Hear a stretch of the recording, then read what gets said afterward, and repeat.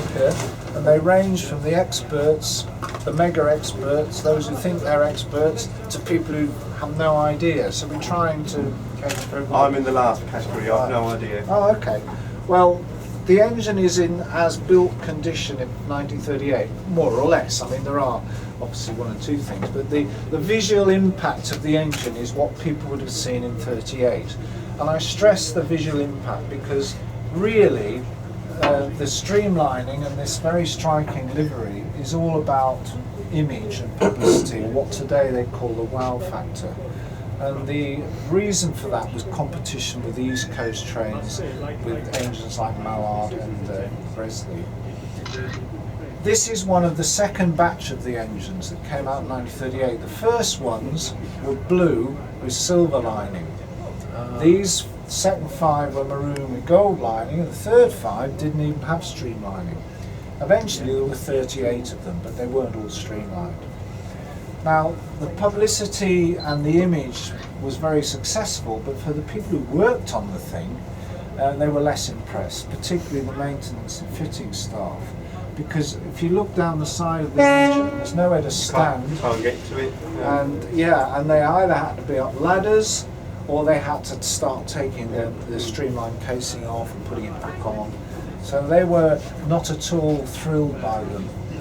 And when the war broke out in 39, obviously all these prestigious trains and the maintenance, and it's not long therefore after that they started to think about taking the streamlining off. This particular one by then was in America when the war broke out, because it had been used, just let this thing go, at a big trade fair. And the LMS was asked to send part of their Coronation Scott train. So this one was disguised as Coronation because it was the newest one out and ready to go. And it went with a set of coaches in this maroon and gold livery. Now this never ran as a maroon and gold Coronation Scott train in this country. It only ran in the States. The Coronation Scott over here was the blue and the silver.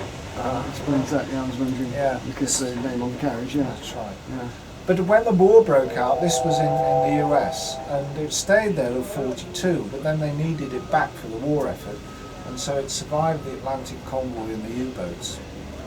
The streamline was taken off this in 47, and it worked till 64. The last ones worked in 64.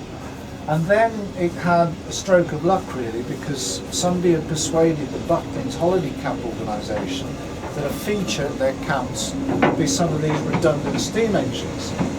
This one went to Minehead in Somerset, and it was put just on a length of line, and it was there for 10 to a dozen years.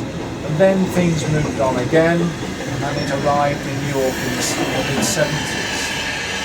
In 1980 it was put into steam, and it worked till 85. It then had an overhaul and worked again from 90 to 98. And in the last fire was in 98. When that period came to an end, nothing can happen until the boilers overhauled because there's no insurance. So it became an exhibit again in the museum, and then people started to think, well, how can we maybe make it different? Why don't we put it back to show people what it looked like when they came out in 37, 38. It proved to be quite a difficult task because the full set of drawings could not be found. They don't exist. So the Tyseley Loco Works in Birmingham did this streamlining, had to work from pictures and whatever they could get hold of. But when it came back here in 2009, we again had this sort of wow. Even people who'd been opposed to the idea were struck by the impression the engine made. Currently the thinking is, and the wish is, to run it like this, but it won't be until maybe towards the end of this decade. And there will be a lot of issues, operational issues to sort out, financial issues to sort out, and they want to run it with a set of coaches like the one behind with the gold and the maroon. And there's agreement in principle to that. I mean, there won't be the original coaches, but it will look good. So it may be that if we can all hang around long enough, we'll see it running. You know. Isn't it? That'd be something, wouldn't it? It would.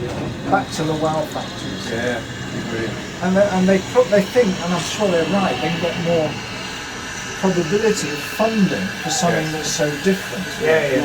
And it's going to attract publicity. We will see. Of course, the question then is